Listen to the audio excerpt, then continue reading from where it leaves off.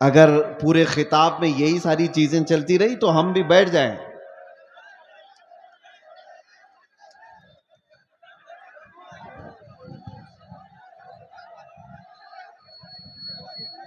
ٹھیک ہے، ہم بیٹھ جاتے ہیں. ابھی تک تو میں آپ لوگوں کی تعریف کر رہا تھا. ادھر یہ کیا کر رہے ہیں آپ لوگ؟ میں جو علماء منبر رسول پر بیٹھے ہیں ان کو بیٹھنے دیجیے، ان کو خالی کرنے کی ضرورت نہیں ہے. آپ آزاد بیٹھ جائیں. یہ سب علماء ہیں بیٹھے منبر رسول پر، صرف یہ کہ خاموشی کے ساتھ وہ جب آ جائیں تو خاموشی کے ساتھ آپ بیٹھے رہیں. انشاءاللہ کوئی افراتفری نہیں ہوگی. وہاں تک ہاتھ اٹھا کر بولے لبیک یا رسول اللہ. اب اس کے علاوہ کوئی آواز کہیں سے نہیں نکلے گی، صرف حضرت کی تقریر ہوگی. لبیک یا رسول اللہ، نعرہ حیدری.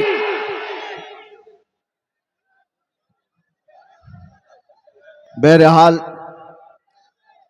آواز کرنے والوں کو اپنی آواز کرنے دیجئے، ہم اپنی آواز کرتے ہیں.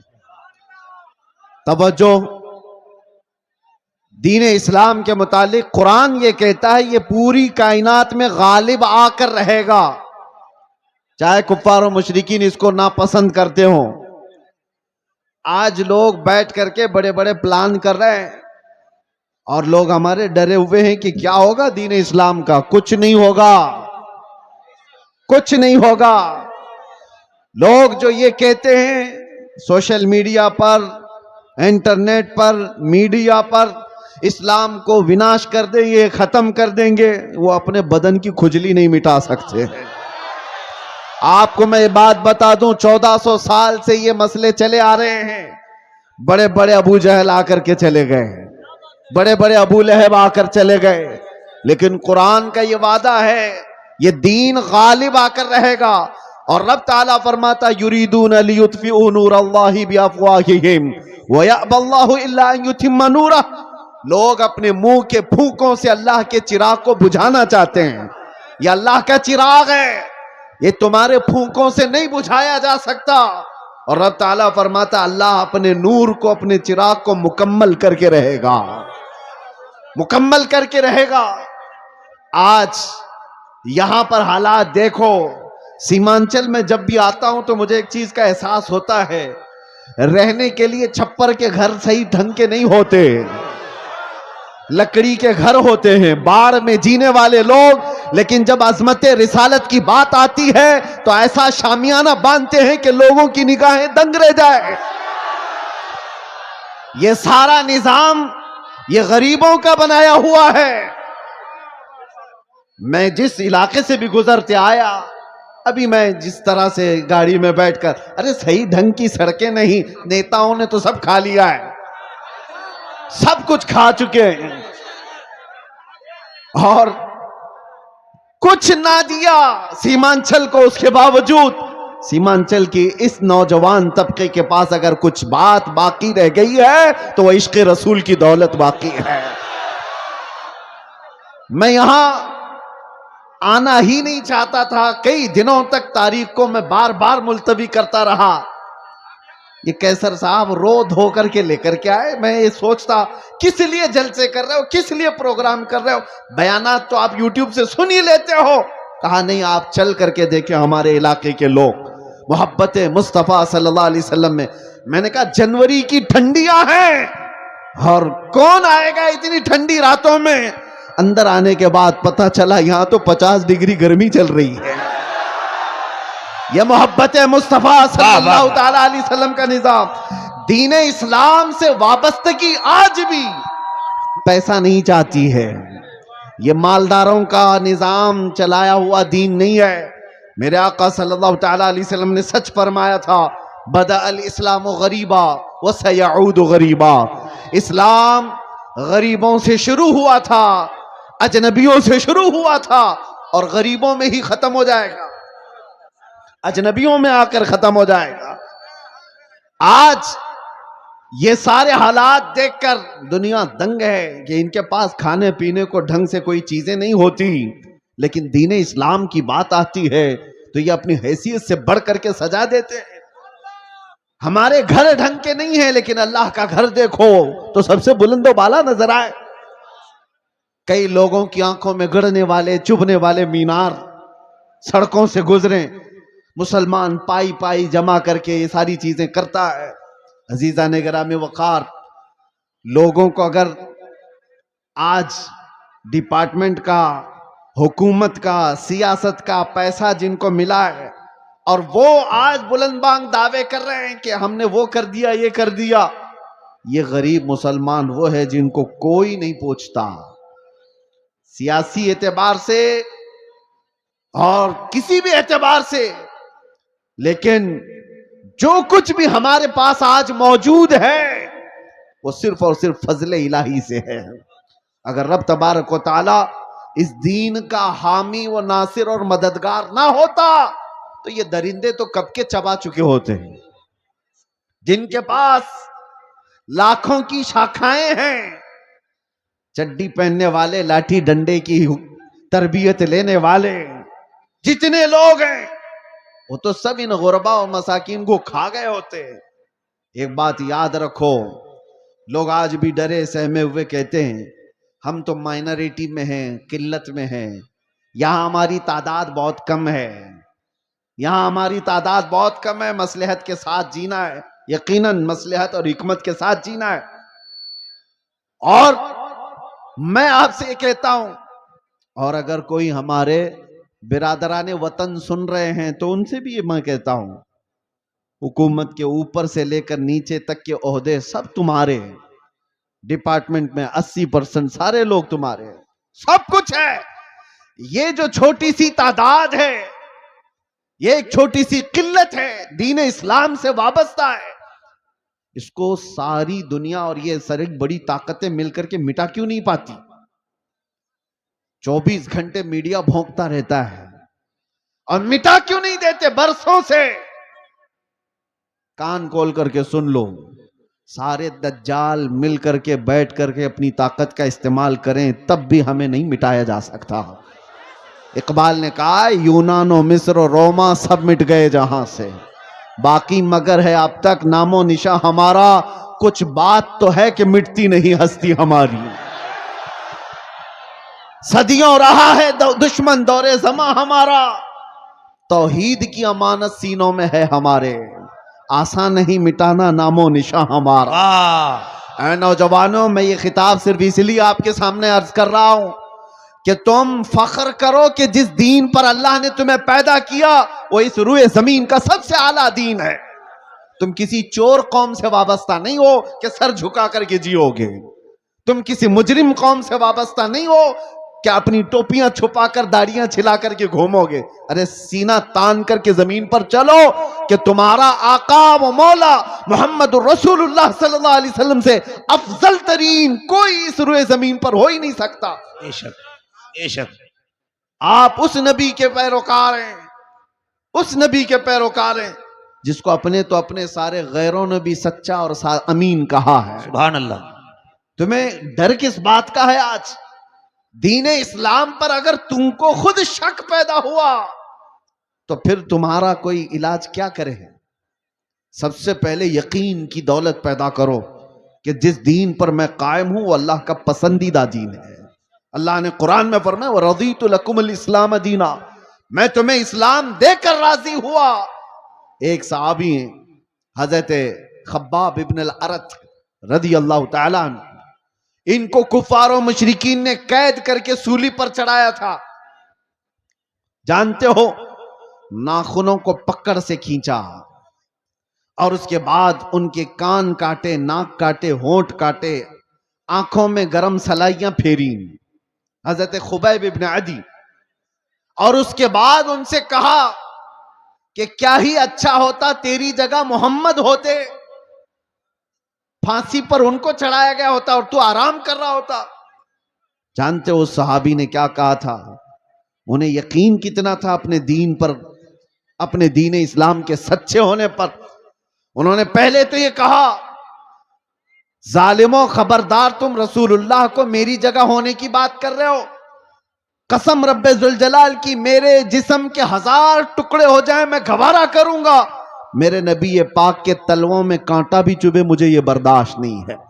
اور دوسری بات، تم یہ سوچ رہے ہو کہ میں قتل ہو جا رہا ہوں، مر جاؤں گا، مجھے اس بات کا ذرا بھی ڈر نہیں، اس لیے کہ تم قتل کر کے جس جانب بھی مجھے پھینکو گے میں دین اسلام پر دنیا سے جا رہا ہوں. سبحان اللہ، سبحان سب سے بہترین دین پر میں مر رہا ہوں. یہ مجھے فخر ہے، مجھے گرو ہے. آج نوجوانوں کے اندر یہ فخر چاہیے ہمیں کہ تم دین اسلام سے وابستہ ہو. جب تمہارا یقین بڑھ جائے گا اللہ کی مدد آئے گی.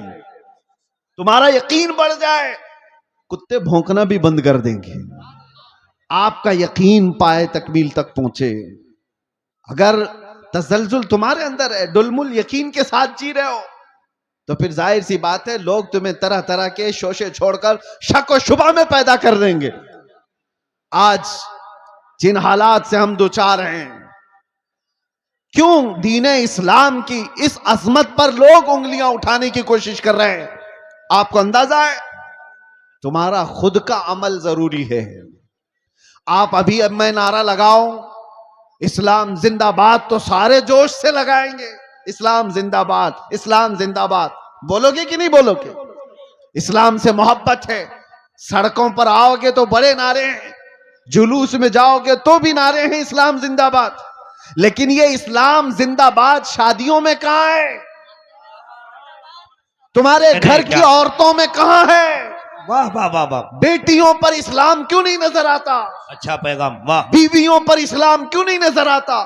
جب تمہارے گھر میں اسلام زندہ باد نہیں ہے تو سڑکوں پر نعرہ لگا کر کے کیا فائدہ ہے؟ کیا سب کہنے. سے پہلی بات، اپنے گھر سے اسلام کو زندہ کرو. جس دین سے تم وابستہ ہو، دوسروں پر نافذ کرنے کی بجائے، دوسروں کو جواب دینے کی بجائے پہلے اپنے گھروں میں اسلام زندہ کرو. آج تمہاری بیٹیاں اور تمہاری عورتیں اسلام کی پابند نہیں ہیں، بے پردہ باہر اٹھتی ہیں، تو ظاہر سی بات ہے جیسے تمہاری اس میں سٹھیایا ہوا بڈھا اگر ہماری بیٹی کے حجاب پر ہاتھ لگاتا ہے، وجہ کیا ہے؟ ارے وہ تو سٹیا گیا ہے، ریٹائرڈ ہو جانا چاہیے. ظاہر سی بات ہے جب بڑھاپا زیادہ ہو جاتا ہے تو آدمی پاگل حرکتیں کرنے لگتا ہے. لیکن لوگ اس کو پاگل سمجھ کر کے نہ چھوڑ دیں، کیونکہ گلیوں میں بہت سارے لوگ پاگل ہوتے ہیں تو انہیں مینٹل ہاسپٹل جانا چاہیے. خالی رہیں تو دوسروں کو تکلیف دیتے رہیں گے. تمہاری بچیاں اور تمہاری بہنیں اگر ان کے پردے اور ان کے حجاب تک ہاتھ آتا ہے تو تم واویلا مچاؤ گے بعد میں کہ ارے بیٹیوں کے پردے پر ہاتھ آ گیا، ان کے حجاب پر انگلی اٹھ گئی. لیکن جب تمہارے گھر میں بات آئے تو تم خود ننگا گھمانا چاہ رہے ہو. میرے آقا صلی اللہ علیہ وسلم نے فرمایا دیوس جہنمی ہے، دیوس جہنمی ہے، دیوس جہنمی ہے. 3 مرتبہ میرے آقا نے فرمایا. صحابہ نے پوچھا یا رسول اللہ صلی اللہ علیہ وسلم وہ کون ہے دیوس؟ حضور فرماتے ہیں دیوس ایسا شخص ہے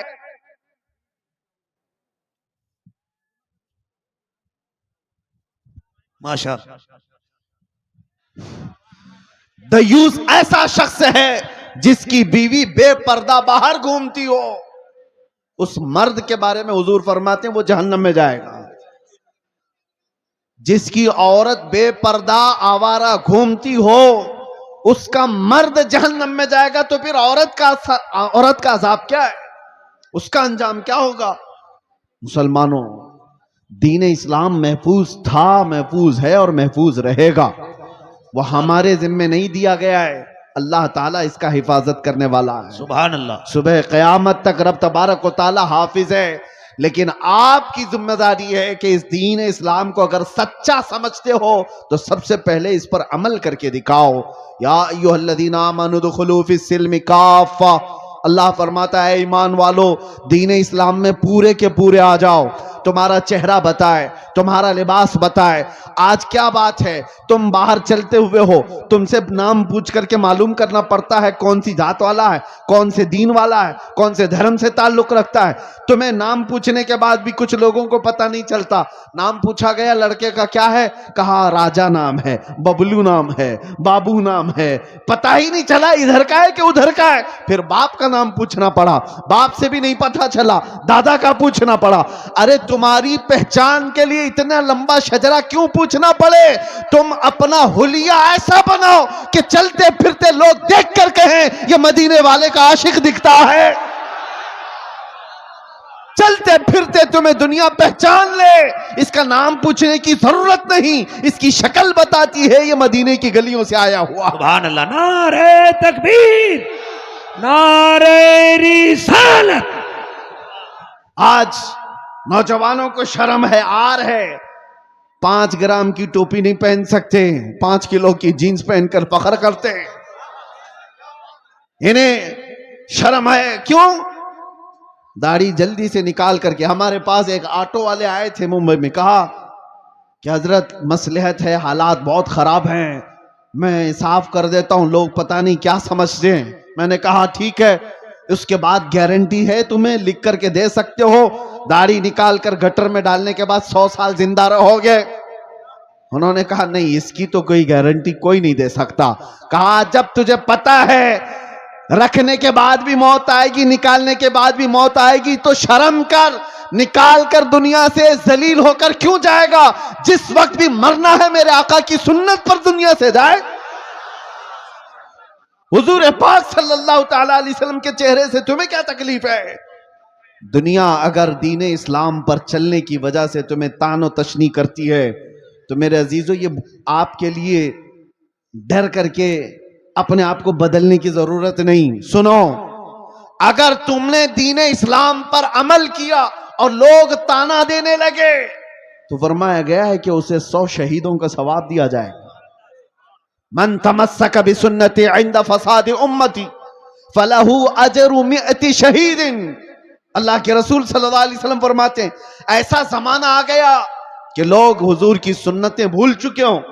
اس زمانے میں کوئی نبی پاک کی سنت کو زندہ کرتا ہے, حضور فرماتے ہیں اسے 100 شہیدوں کا ثواب دیا جائے گا.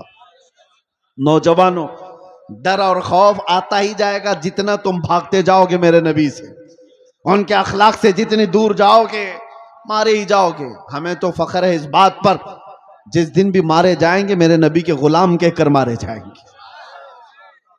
ڈر کس بات کا ہے؟ اور اسی لیے آپ سب کو اس بات کی تیاری میں رہنا چاہیے کہ دنیا سے جانے کا وقت آئے تو ذلیلوں میں نہ اٹھایا جائے. اللہ اللہ. ایسی حالت نہ رہے کہ لوگ جنازہ پکڑنے میں بھی شرم محسوس کریں. ایسی اپنی حالت بنا کر کے رکھو کہ آخری وقت آئے تو لوگ دیکھنے کو ترس جائیں.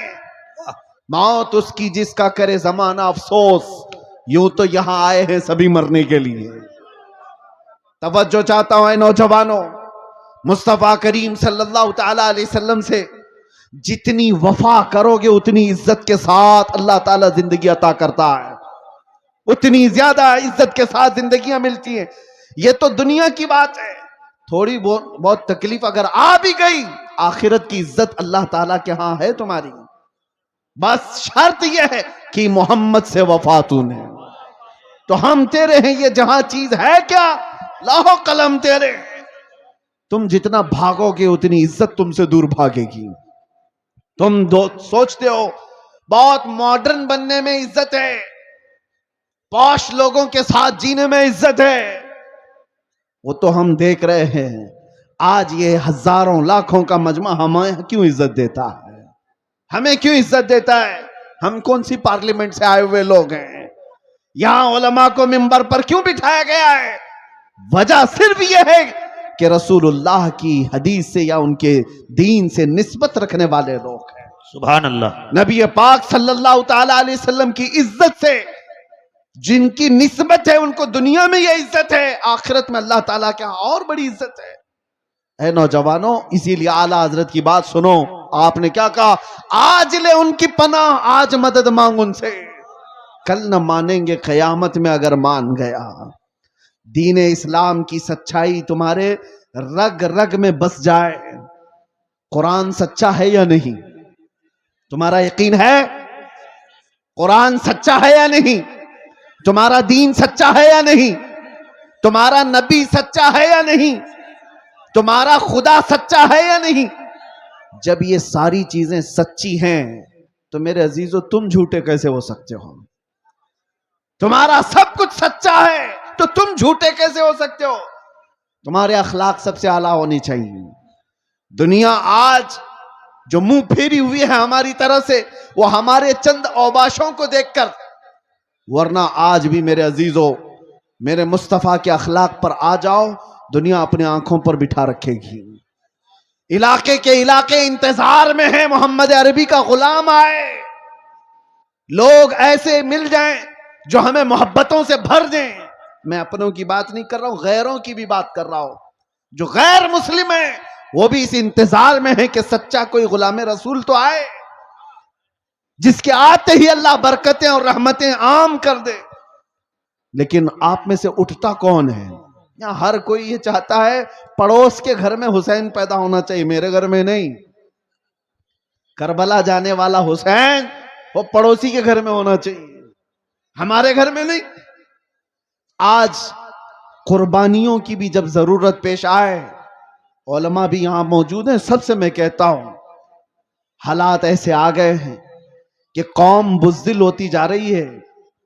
انہیں پاورفل رکھنے کے لیے، انہیں اپنے دین اسلام پر مضبوط رکھنے کے لیے علماء کو نڈر ہونا بہت ضروری ہے۔ آپ لوگوں کے سامنے یہ بتائیں کہ ہم کسی مجرم قوم سے وابستہ نہیں۔ دنیا ہزار پروپیگنڈا کرے، میرا دین سچا ہے، میں سر اٹھا کر جیوں گا۔ بے شک بے شک۔ میرا لباس کوئی ایسا نہیں ہے کہ جسے دیکھ کر میں چھپاؤں۔ ارے وہ چور ہو تو چھپائے، میں اپنے نبی کے اخلاق کو کیوں چھپاؤں؟ آپ کو ایک بات میں بتاتا ہوں، دنیا چوٹی رکھنے میں شرم نہیں کرتی، تمہیں داڑھی رکھنے میں کیوں شرم آئے؟ کیا کہنے، واہ واہ واہ واہ۔ ارے ایسے بھی دیکھے ہم نے، مرد ہو کر بالیاں بھی پہن رہے ہیں، چوڑیاں بھی پہن رہے ہیں، اور جینز کو پھاڑ کر کے سطر دکھا کر کے بھی چل رہے ہیں۔ لوگ ان کو کہتے ہیں بڑے فیشنیبل لوگ ہیں۔ ارے ننگا گھومنا اگر فیشن ہے تو بھینس سب سے زیادہ فیشن کرتی ہے، وہ تو کچھ بھی نہیں پہنتی۔ ننگا اگر گھومنا ہی فیشن ہے تو جانور زیادہ فیشن کرتے ہیں۔ لیکن میں یہ باتیں اس لیے کر رہا ہوں کہ دنیا اگر ننگا گھوم کر کے بھی فخر کرتی ہے تو اپنے نبی کے اخلاق پر عمل کر کے تمہیں کون سی حیا آتی ہے؟ تمہیں کون سی شرم آتی ہے؟ یاد رکھو، امام اعظم ابو حنیفہ رضی اللہ تعالیٰ عنہ 80 سال کے قریب عمر ہو رہی ہے، 70 کے اوپر عمر ہو گئی۔ آپ کے شاگرد کہتے ہیں ایک مرتبہ امام اعظم نماز میں کھڑے ہو کر رو رہے تھے۔ نماز ختم ہونے کے بعد دعا کرتے ہیں۔ کس کی بات کر رہا ہوں؟ امام اعظم ابو حنیفہ کی، جو سراج الامہ ہیں، ہزاروں مسائل کا حل کر کے امت کو دیا ہے۔ کتنے ہزاروں شاگرد ان کے، 80% امت کا طبقہ ان کی اقتدا کرتا ہے، کروڑوں مسلمانوں کے امام۔ اللہ کی بارگاہ میں روتے ہوئے کیا کہتے ہیں جانتے ہو؟ اے اللہ، توجہ، وہ امام اعظم کی بات کر رہا ہوں جس نے جہاں وفات پائی 4000 ختم قرآن کیے، رات بھر کھڑے ہو کر فجر تک نماز پڑھتے تھے۔ وہ اللہ کی بارگاہ میں کہتے ہیں اے اللہ، قیامت کے دن ابو حنیفہ کی بخشش ہو گئی تو تعجب کی بات ہوگی، ورنہ مجھ جیسا آدمی بخشے جانے کے قابل کہاں؟ امام اعظم کہتے ہیں، اور جو بات میں کہنے جا رہا ہوں وہ یہ ہے، روتے ہوئے اللہ کی بارگاہ میں یوں کہتے ہیں اے اللہ، میرے پاس کوئی عمل نہیں رہ گیا، لیکن تو نے فرمایا ہے سفید داڑھی والے کو عذاب دینے میں مجھے حیا آتی ہے۔ اے اللہ، میری سفید داڑھی کو دیکھ کر مجھ پر رحم فرما دے، سفید داڑھی کو دیکھ کر اے اللہ تو مجھ پر رحم کر دے۔ وہ کروڑوں مسلمانوں کے امام اپنی داڑھی کو اللہ کے بارگاہ میں عرض کر رہے ہیں کہ اس کی بدولت تو مجھے معاف کر دے۔ ذرا تم بھی اپنے چہروں پر ہاتھ پھیر کر کے دیکھ لو، اللہ کی بارگاہ میں کیا رکھنے والے ہو؟ رب تبارک و تعالیٰ کی بارگاہ میں بڑھاپا آ گیا لیکن لوگوں کے اندر سے جوان بننے کی خواہش ختم نہیں ہوتی. دین اسلام پر آؤ میرے عزیزو. نبی پاک صلی اللہ تعالی علیہ وسلم کے صحابہ کی دو چند مثالیں دے کر میں ختم کر دوں گا بات کو. توجہ. آج آپ کہتے ہیں محبت مصطفیٰ ہے, عشق رسول ہے, عمل کی بات جب آئے تو کیسی ہونی چاہیے؟ حضور کا ایک فرمان آ جائے